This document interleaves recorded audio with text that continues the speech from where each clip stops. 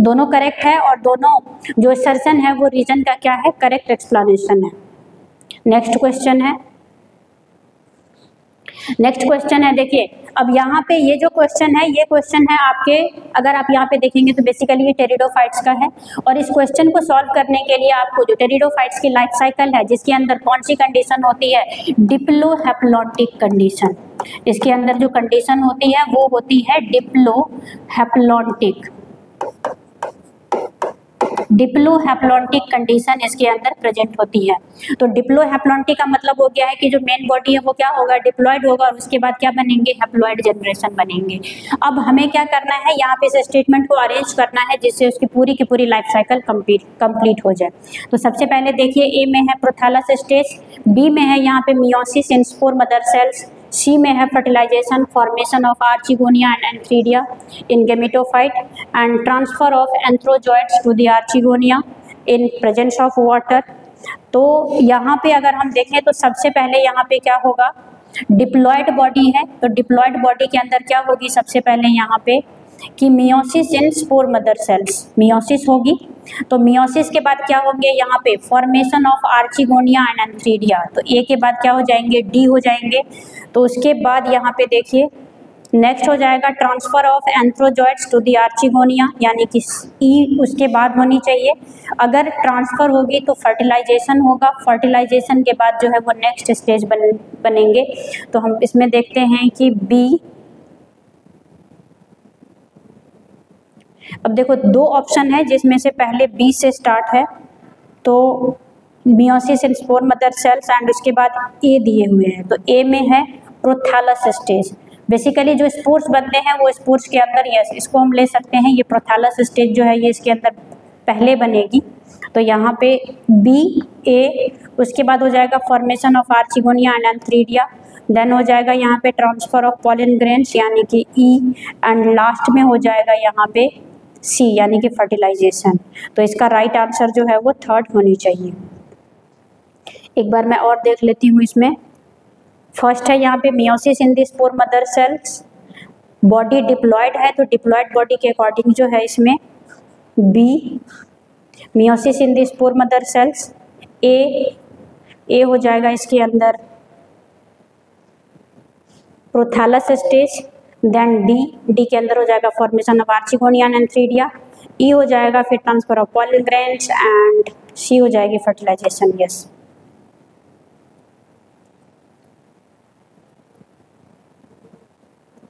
Next देखिए, for from the statement given below close the correct option.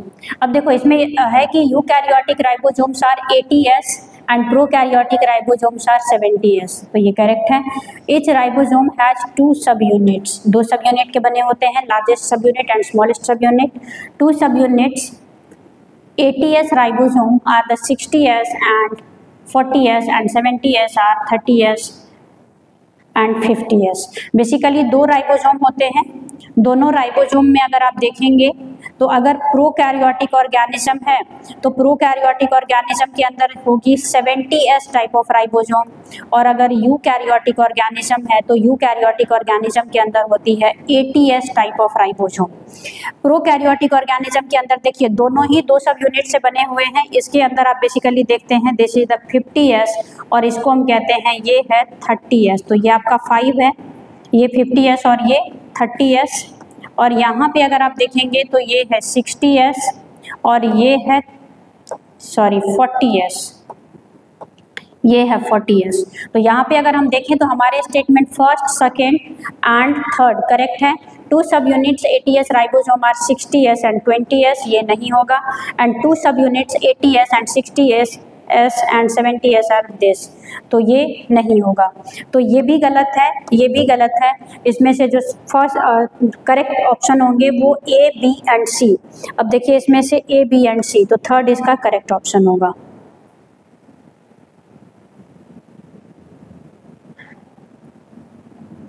Next देखिए, next question है, next question again यहाँ पे zygomorphic condition पे देखिए दिया हुआ है।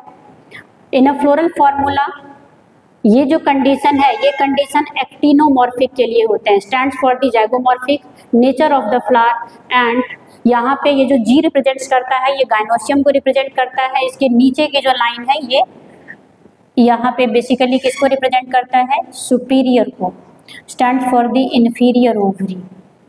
एंड स्टेटमेंट 2 है, in a floral formula this stands for the actinomorphic nature of the flower and G stands for the superior ovary. तो ये करेक्ट है। तो इसके जो स्टेटमेंट 1 है ये क्या है, स्टेटमेंट 1 यहाँ पे इनकरेक्ट है, क्योंकि देखिए फ्लोरल फार्मूला के अंदर ये जो प्लस साइंस है ये बेसिकली एक्टिनोमॉर्फिक के लिए है, लेकिन यहाँ पे क्या कह रहा है कि जाइगोमॉर्फिक के लिए होगा। और ये जो कंडीशन है ये बेसिकली क्या होती है, सुपीरियर ओवरी के लिए होती है, इंफीरियर के लिए ये कंडीशन होते हैं। ठीक है, तो यहाँ पे ये कंडीशन जो कि गलत है, तो इसलिए हमारा करेक्ट स्टेटमेंट जो है वो 2 है। तो इसमें से हमें ऐसा ऑप्शन देखना है, both statement 1 and 2 are correct, both statement 1 and 2 are incorrect, statement 1 is incorrect but statement 2 is correct. तो सब बी हमारा ऑप्शन होगा, ए हमारा ऑप्शन नहीं होगा। नेक्स्ट, अब देखिए अगेन यहाँ पे ये जो क्वेश्चन है ये क्वेश्चन दिया गया है रेस्पिरेशन इन प्लांट्स जिनके अंदर complex 2 of mitochondrial electron transport chain is known as, जिनके अंदर आप ईटीएस पढ़ते हैं। ईटीएस के अंदर बेसिकली क्या होती है, 5 कॉम्प्लेक्स इन्वॉल्व होते हैं, जिनके अंदर यहाँ पे आप देखिए ये जो NADH डिहाइड्रोजिनेज ये कॉम्प्लेक्स 1 को कहते हैं, और यहाँ पे देखिए ये जो साइटोक्रोम C ऑक्साइडेज है ये कॉम्प्लेक्स 3, एंड अगेन यहाँ पे देखिए साइटोक्रोम BC1 कॉम्प्लेक्स 4, और ये जो सक्सिनेट डिहाइड्रोजिनेज है ये बेसिकली क्या है, ये कॉम्प्लेक्स नंबर 2 है, जो क्या करता है यहाँ पे FADH को क्या करता है आगे वो ब्रेक डाउन करके ATP बनाता है, और NADH क्या करता है, NADH डिहाइड्रोजिनेज NADH का करता है, और ये सक्सिनेट डिहाइड्रोजिनेज क्या करता है, FADH का ब्रेक डाउन करता है, जिसकी वजह से यहाँ पे क्या होता है कि 36 और 38 ATP का जो डिफरेंस होता है वो इसी की वजह से होती है। तो नेक्स्ट देखते हैं, नेक्स्ट क्वेश्चन देखिए, with the help of the given pedigree find out probability of the birth of a child having no disease. सबसे पहले हमें देखना है कि probability for the birth of a child having no disease and being a carrier has the disease mutation in one allele of this in F3 generation। अब इसमें से हमें देखना है, इसके अंदर हमें फाइंड आउट क्या करना है, with the help of the given pedigree find out the probability for the birth of a child having no disease and being a carrier. तो यहाँ पे देखिए हमें थर्ड जनरेशन जो है इसमें से हमें इसकी स्टडी करनी है। अब देखिए फर्स्ट जनरेशन में क्या है कि जो फादर है, फादर के अंदर डिजीज नहीं है, मदर क्या है, डिजीज्ड है। सेकंड इसमें अगर देखेंगे तो इसके जो मतलब जनरेशन है, इसकी नेक्स्ट जनरेशन के अंदर क्या है, 2 कैरियर डॉटर है, दोनों कैरियर डॉटर की जो मैरिज है ये क्या है, मतलब विदाउट डिजीज्ड, यानी कि यहाँ पे विदाउट डिजीज मेल से हुई है। अब अगर इस जनरेशन में आप देखेंगे तो यहाँ पे ये जो फीमेल है ये क्या है, कैरियर है। अगेन अगर आप यहाँ पे देखते हैं तो जो फीमेल है वो क्या है, नॉर्मल है, बट यहाँ पे इसकी जो मैरिज हुई है वो क्या हुई है, इसकी मैरिज एक डिजीज्ड पर्सन से हुई है। एंड देन अगेन अगर हम यहाँ पे देखते हैं तो जो फीमेल है वो क्या है, कैरियर है। तो यहाँ पे जो कंडीशन होगी वो कैसी होगी, ऐसी कंडीशन होगी। यहाँ पे जो कंडीशन है ये कैरियर है तो ऐसी कंडीशन रही होगी। अब हमें इन दोनों के अंदर क्रॉस करके देखनी है। अगर हम दोनों के अंदर क्रॉस करेंगे तो यहाँ पे आप देखेंगे कि यहाँ पे एक तो ये गेमीट बनेगा, एक ये गेमीट बनेगा, एक गेमीट यहाँ पे ये बनेंगे और एक गेमीट ये बनेगा। एक क्रॉस करेंगे हम यहाँ पे तो हमारे पास ये डिजीज्ड कंडीशन आएंगे, एक क्रॉस यहाँ पे ये कर सकते हैं तो इससे हमारे पास आगे डिजीज्ड कंडीशन आएगा। अब यहाँ पे देखिए इससे तो हमने इसको क्रॉस कर दिया, ये कंडीशन आ गए। अगेन एक कंडीशन यहाँ पे ये आ जाएगा, इसमें भी कैरियर होंगे और अगेन यहाँ पे एक नॉर्मल कंडीशन होगा। तो ये वाले जो प्रोजेनी होगी ये क्या होगी, नॉर्मल होगी।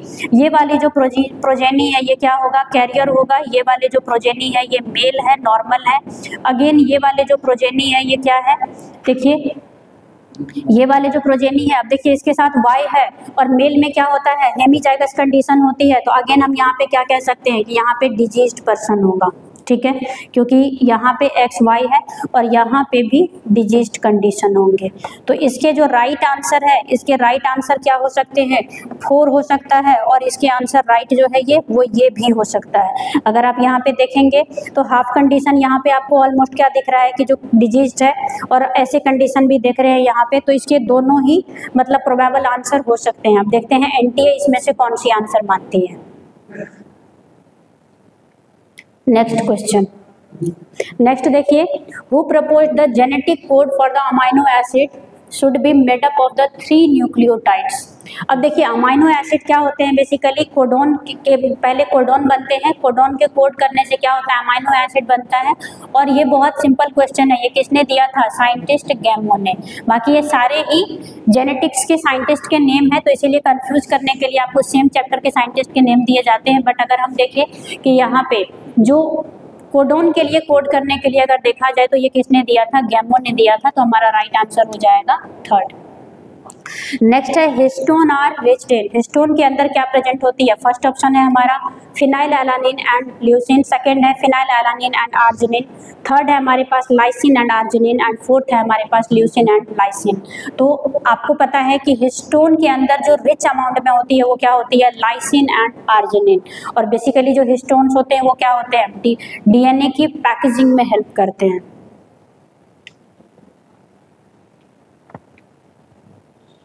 नेक्स्ट क्वेश्चन देखिए, in the seeds of serial the outer covering of endosperms separate the embryo bye a proteinaceous rich layer. अब देखिए यहाँ पे बेसिकली क्या है कि सीड्स एंड सीरियल्स आपने पढ़ा होगा, ये मेज के अंदर बेसिकली कि इसके अंदर एक प्रोटीन की लेयर होती है, ठीक है, जिसको हम क्या कहते हैं, एलुरोन लेयर। तो हमारा जो राइट आंसर है ये क्या हो जाएगा, एलुरोन लेयर होती है, जो क्या होती है, प्रोटीनेशियस होती है। तो ये क्या करती है, जो एम्ब्रियो है, एम्ब्रियो को सेपरेट करती है एंडोस्पर्म से। नेक्स्ट हमारा क्वेश्चन फिर से फोटोसिंथेसिस इन हायर प्लांट से है। क्वेश्चन बिल्कुल सिंपल है, लेकिन आप यहाँ पे मिस्टेक कर सकते हैं, क्योंकि बच्चे क्या करते हैं कि जो याद रखने वाली चीजें होती है वो नहीं करते हैं। तो अब इसमें देखिए क्लोरोफिल ए, क्लोरोफिल ए बच्चे याद रखते हैं कि ग्रीन कलर की होती है, बट अब ये कह रहा है कि या तो येलो ग्रीन ले लो या ब्लू ग्रीन ले लो। तो जो क्लोरोफिल ए है ये होती है नॉर्मली ब्लू ग्रीन कलर की, एंड जो क्लोरोफिल बी है ये क्या होते हैं, ये बेसिकली येलो ग्रीन कलर के होते हैं। अब हमारा ऑप्शन इसमें से देखिए, एक ऑप्शन हमें लेना है जिसमें से ए का हो जाएगा 3rd, तो ए का 3rd 2 में है। अब हमने यहाँ पे टिक लगाया है कि क्लोरोफिल हो जाएगी येलो ग्रीन, तो यानी कि बी का फर्स्ट, तो बी का फर्स्ट इसमें है। अब देखिए जेंथोफिल्स हो जाएंगे एंड कैरोटिनॉइड्स, तो सी का सेकेंड एंड डी का 4th, तो सी का हो जाएगा यहाँ पे। जो जेंथोफिल्स होते हैं बेसिकली येलो इन कलर होते हैं, एंड जो कैरोटिनॉइड्स होते हैं ये क्या होता है, basically yellow to yellow orange colour. तो ऑप्शन हमारा क्या हो जाएगा, 4th। ये पेपर क्रोमेटोग्राफी के ऊपर क्वेश्चन है, ये आपको सारे कलर्स याद रखने पड़ेंगे। एक भी क्वेश्चन इसमें से ऐसा नहीं है जो मेरे नोट से बाहर हो। कोई भी स्टूडेंट मुझे इसमें से एक क्वेश्चन ऐसा दिखा दे जो मेरे नोट्स में नहीं है। नेक्स्ट क्वेश्चन इसमें आप देख सकते हैं, in specialised membranous structure in a prokaryotic cell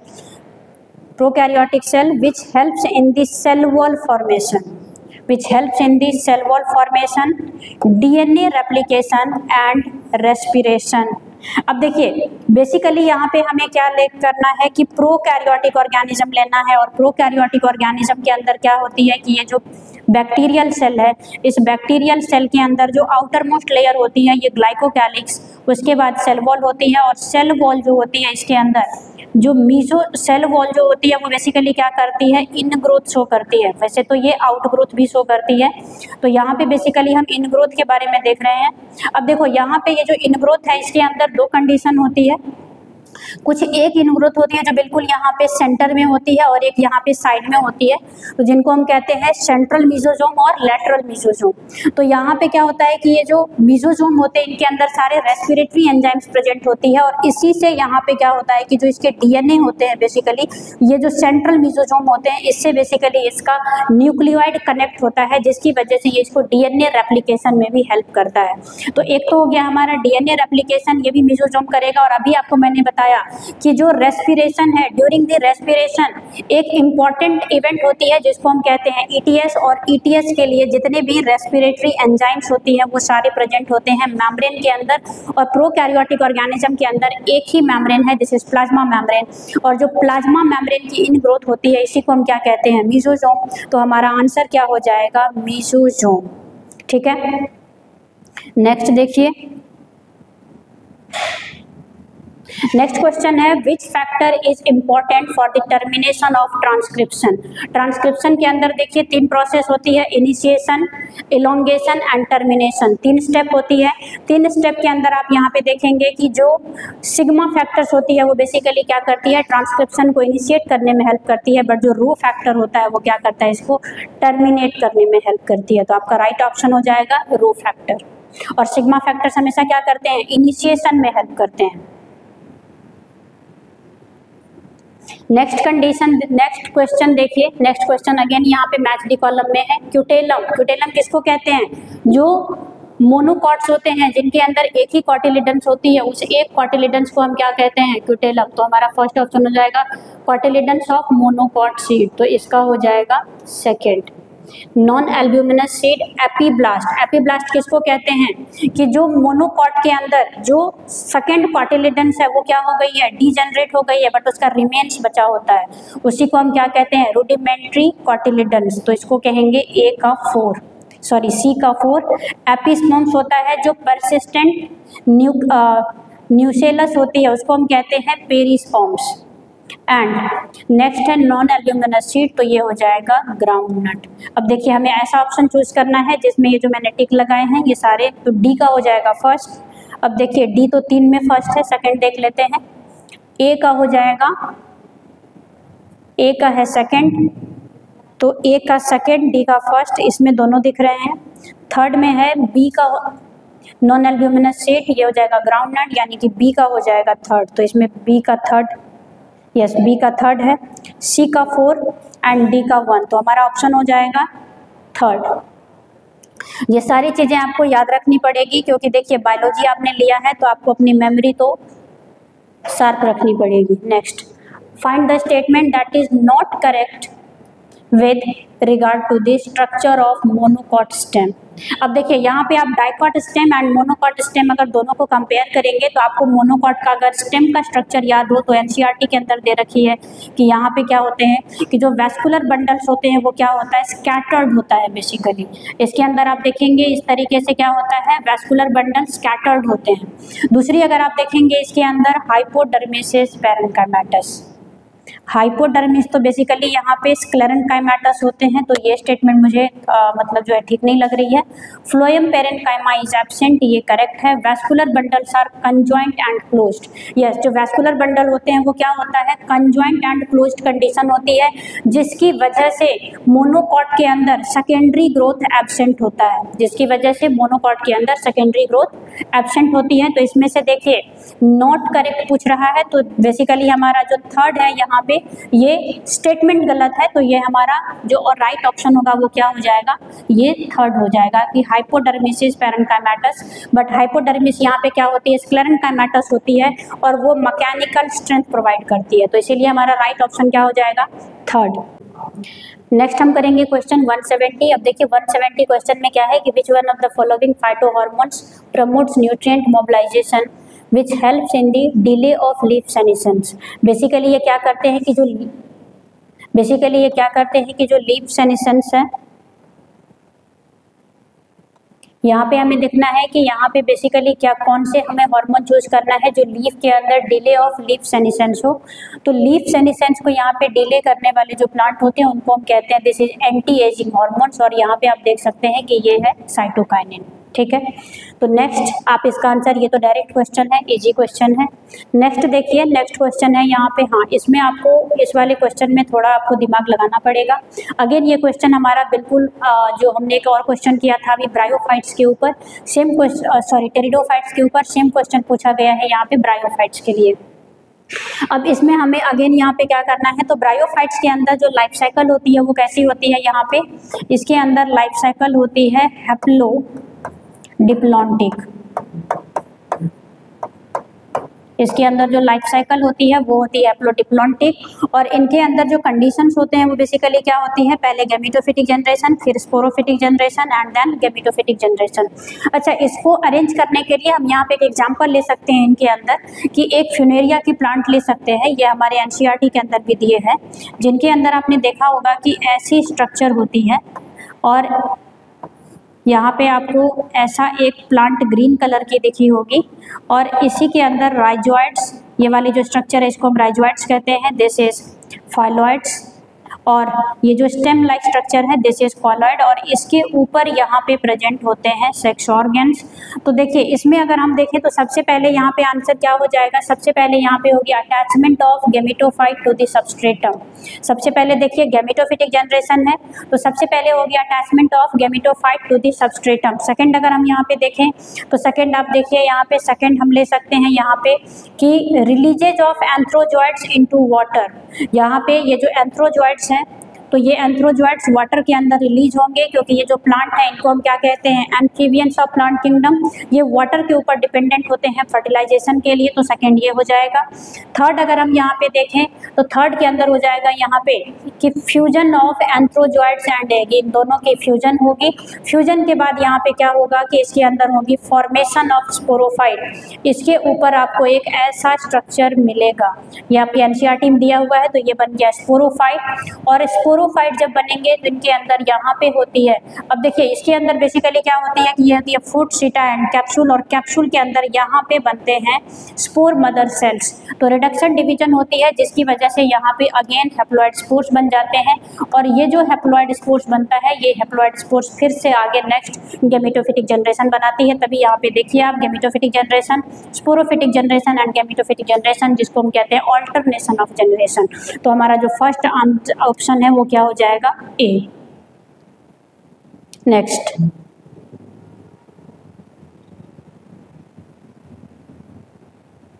next देखिए, in the genes R and Y yellow independent assortment if this produce round yellow seeds and this produce wrinkled green shade, what will be the phenotypic ratio in the F2 generation?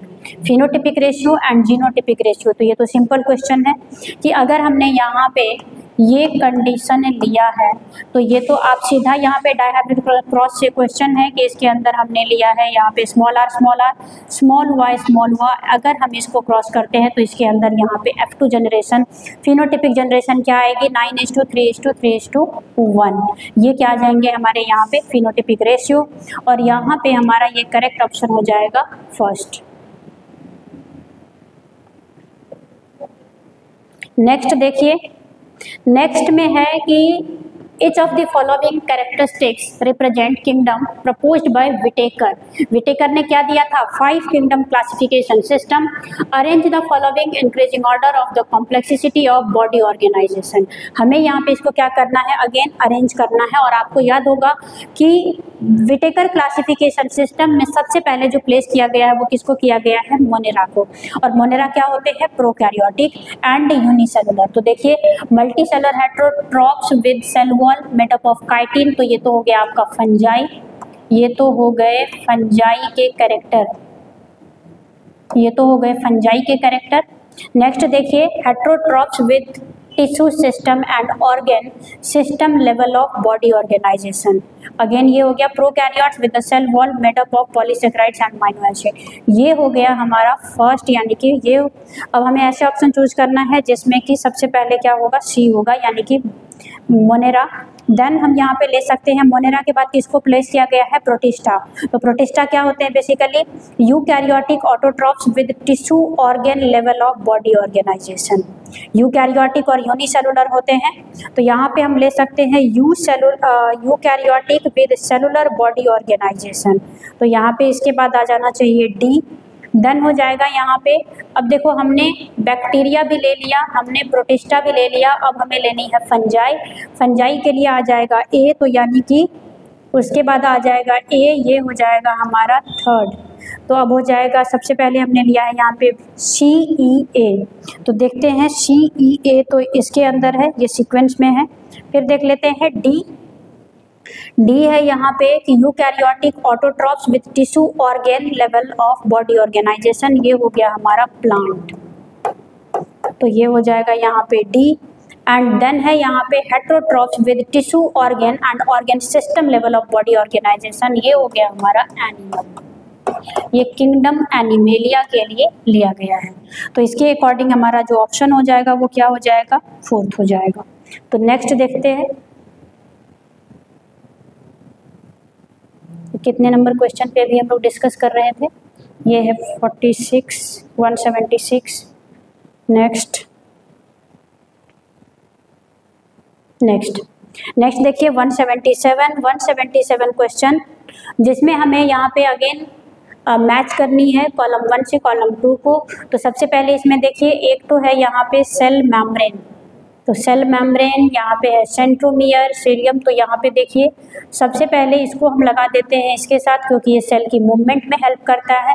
Cristae present होती है mitochondria के अंदर, तो इस सी को हम यहाँ पे 1 से मैच कर देते हैं। देन अगर हम यहाँ पे देखें तो ये जो सेंट्रोमियर है, ये सेंट्रोमियर कहाँ पे प्रेजेंट होती है, ये सेल डिवीजन के टाइम पे हेल्प करती है। सेंट्रोमियर किसमें हेल्प करती है बेसिकली, तो इसके थ्रू स्पिंडल फाइबर्स अटैच होते हैं। And then cell membrane this is made up of phospholipid plus bilayer. तो हमें ऐसा ऑप्शन ढूंढना है जिनके अंदर ये सारी अरेंजमेंट हो। तो सबसे पहले हमने डी में लिया है 4।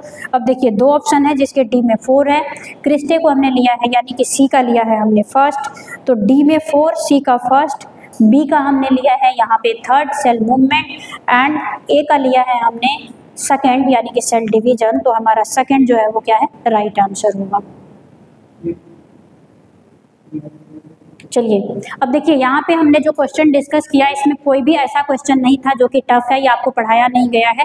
हाँ, कुछ क्वेश्चन ऐसे जरूर हैं जो मेमोरी बेस्ड है, जो आपको याद रखना पड़ेगा, और बच्चे ऐसे क्वेश्चन में मिस्टेक करते हैं। लेकिन अगर आपने थोड़ी सी अपने जो रट्टा मारने की एबिलिटी होती है, अगर आपने इसको इम्प्रूव कर लिया, और वैसे भी अगर आपने बायो लिया है तो आपको भी पता है कि बायो में कॉन्सेप्ट भी है और कुछ चीज़ें ऐसी भी है जो आपको रटना पड़ेगा।